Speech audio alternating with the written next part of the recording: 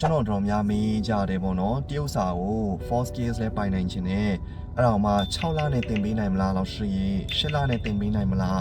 10လနဲ့တင်ပေးနိုင်မလားအဲ့လိုမျိုးလာမေးတဲ့ကျောင်းသားကျောင်းသူတွေမနေဘူးပေါ့နော် Hello 大家好我是老师 Thank you အားလုံးပဲမင်္ဂလာပါတချို့အခုအပြင်မှာလည်းတင်တန်းနေရှိတယ်ဥပမာအလုပ်အတွက်ဆိုပြီးတော့6လပြည့်8လပြည့်တင်တန်းနေရှိတယ်ဒါပေမဲ့အဲ့လိုတင်တန်းနေရကြတော့များသောအားဖြင့်ကတော့အလုပ်ကို target ထားတာဖြစ်တဲ့အတွက်ကပြောပိုင်းတွေကိုပဲမြန် train ပေးတာများတယ် false case အခြေခံစနစ်တကျတွားတာကမရှိမို့ရှိတော့ရှိတယ်ဒါပေမဲ့အဲ့ဘိုင်းမှာကျတော့အားနေတယ်ပေါ့နော်အားနေဆိုတာတင်ရိုးကြောင်းဖြစ်တာပါများသောအားဖြင့်က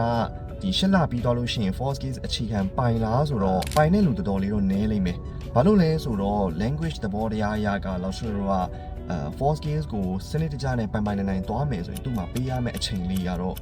ထိုက်တင်တဲ့လောက်တော့ရှိတာပေါ့နော်အကျဉ်းမြင့်ဆိုရင်တော့လောက်ရှ်ခက်မှန်းတာကတော့အနည်းဆုံးတစ်နှစ်ခွဲနှစ်နှစ်လောက်တော့ပေးဖို့လိုအပ်တယ်false skills ကိုစနစ်တကျသွားမယ်ဆိုရင်ပေါ့နော် reading ရော writing ရော listening ရော speaking ရောဆိုရင်အဲ့လောက်ဆိုရင်တော့လုံလောက်တဲ့အချိန်ဖြစ်သွားလိမ့်မယ်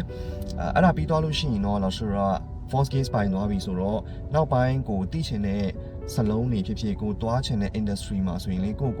self study လုပ်လို့ရတယ်နောက်ဆုံးတော့ကကျတော့တရုတ်ကျောင်းကနေလေ့လာခဲ့တာတရုတ်ကျောင်းလေ့လာခဲ့တာဆိုတော့အချိန်နဲ့ပို့ပေးရတယ်ကျောင်းတိုင်းသွားတာဆိုတော့လေပြီးတော့သူကဘာသာရဲ့များတယ်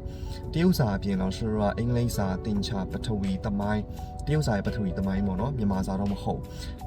သိပ္ပံအဲ့လိုဟာတွေကိုလည်းဆိုတော့တရုတ်လိုသင်ခဲ့ရတာပေါ့နော်အဲကြောင့်သူကများတယ်နှစ်လဲကြာတယ်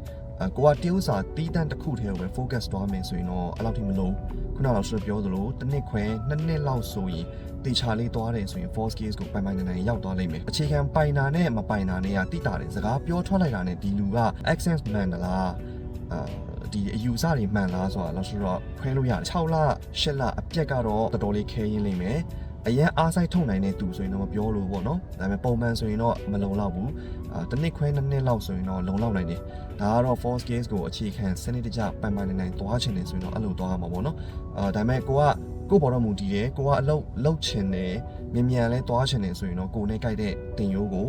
ရွေးလို့ရတယ်နော်ဒါလေးတော့လောက်အားလုံးတည်သွားအောင်ပြောပြတာပါနောက်ထပ်ဗီဒီယိုမှာပြန်တွေ့မယ်谢谢大家Hello， 大家好，我是 Thanky， 我是在 GYS 教中文的中文老师。在我们这里呢，我们有网络中文基础班第1级到第4级，还有网络中文中级班第1级和第2级。如果你是想跟我们学习中文的话，可以在我们的通信箱咨询。谢谢大家。